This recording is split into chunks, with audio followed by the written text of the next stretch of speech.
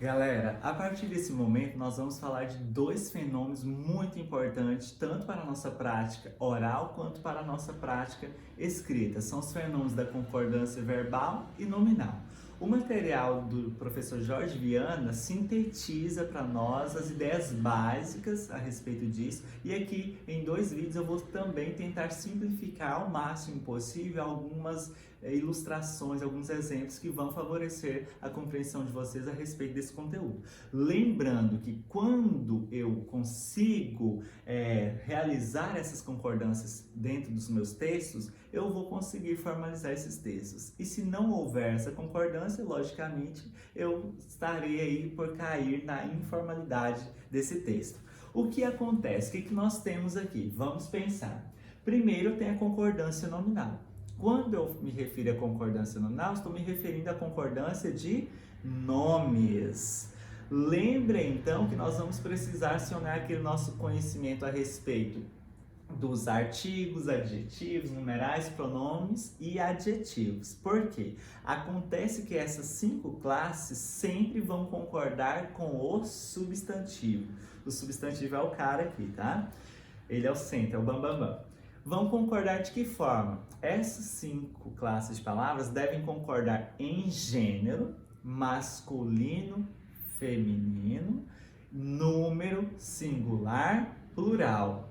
Então, devem concordar com o substantivo em gênero e número. É uma observação muito importante e a regra geral, conforme mostra esse exemplo aqui. O que nós temos? Nós temos um substantivo que está no feminino e no plural, que é o substantivo alunas, e as demais classes de palavras estão em concordância com ele, tanto em gênero, né, todas no feminino, e em número, todas no plural. Essa é a grande ideia da concordância nominal. Nunca esqueçam disso daí.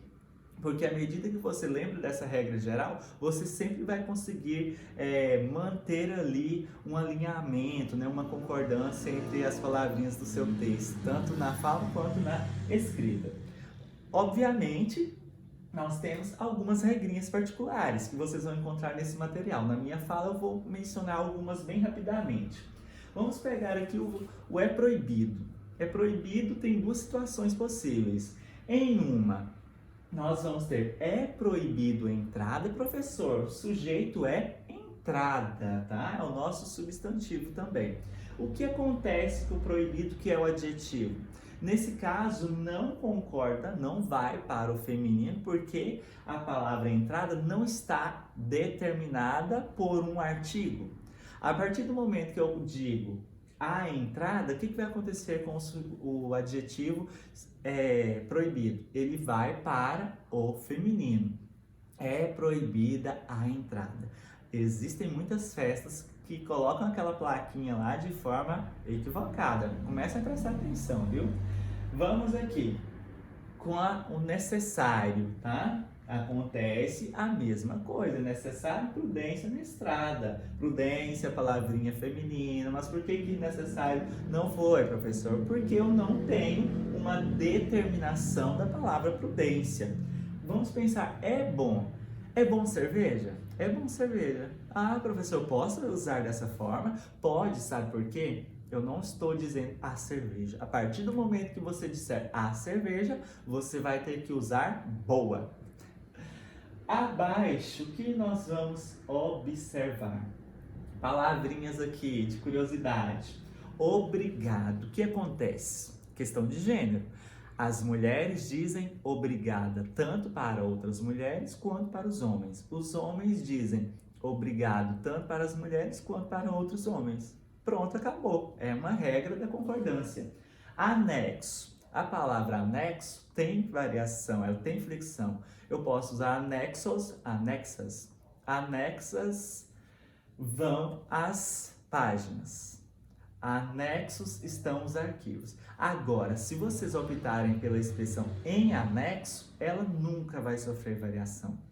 Em anexo vão os arquivos, em anexo estão as atividades. A palavra menos.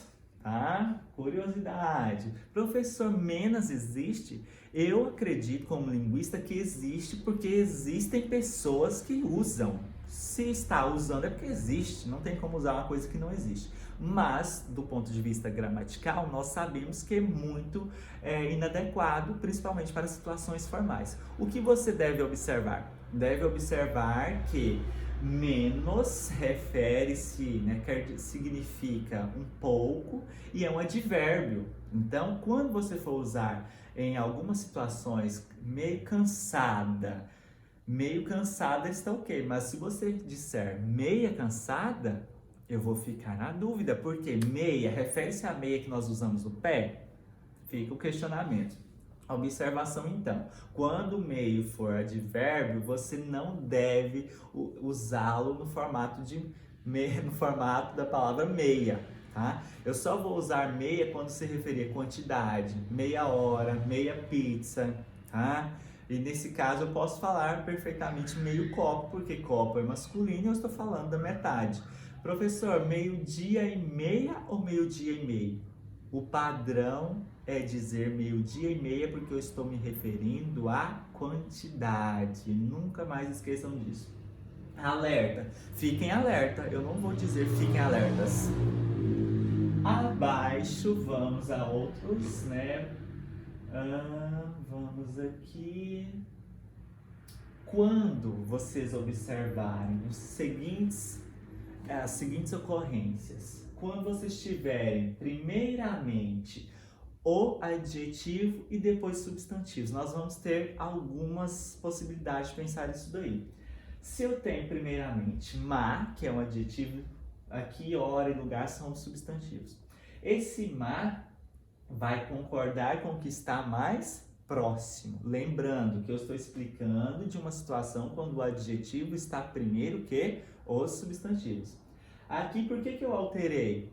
Porque mal vai concordar com o lugar, que é o masculino. Professor, e aqui abaixo, o que nós temos?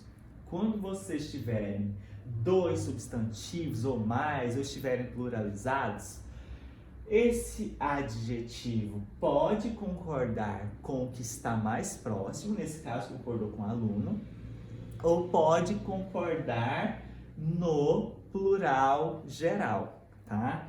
Encontramos a aluna e o aluno aborrecidos. Nesse caso do geral que eu disse, o que vai prevalecer é o masculino plural. Alguém até pode questionar, a língua é machista? Clique, clique, clique. Vamos aqui. Outros exemplos. Vamos. Quando, professor, lembrem lá do caso da cerveja, água de coco é bom. Por que ficou água de coco é bom? Porque água não está determinado por um artigo. Chuva é necessário. Tá ok? Está ok. E se eu disser a chuva? Aí eu teria que dizer a chuva é necessária. Eu teria que colocar no feminino. Vamos aqui. Os pronomes de tratamento, né? Vocês vão fazer uma leitura, uma observação. E por fim, o que eu acho bem bacana, brevemente, né? Pensando aqui nesses casozinhos de uma forma bem resumida, lembrando, pessoal, que nós temos várias outras possibilidades para a concordância nominal. Aqui eu só estou destacando alguns elementos básicos e a partir desses básicos vocês conseguem dominar o todo. Vamos pensar na concordância ideológica. Os Sertões de Euclides da Cunha conta a Guerra de Canudos. Professor, por que conta aqui? O que eu estou considerando? Eu estou considerando que esse Sertões é uma obra, é o livro, né? Por isso vai ser uma concordância de ideias, né? Se eu falar a dinâmica e populosa São Paulo, professor, por que eu estou usando aqui dinâmica e populosa? São Paulo não seria masculino? Tá, gente, seria, mas observem aqui que a dinâmica e populosa se refere à ideia que está subentendida. Eu posso pensar que está oculta ali a palavra cidade, a capital, é algo nesse sentido que vai orientar o meu uso. Por isso eu vou falar de uma concordância nominal e ideológica. E no próximo vídeo vou falar um pouquinho da concordância verbal.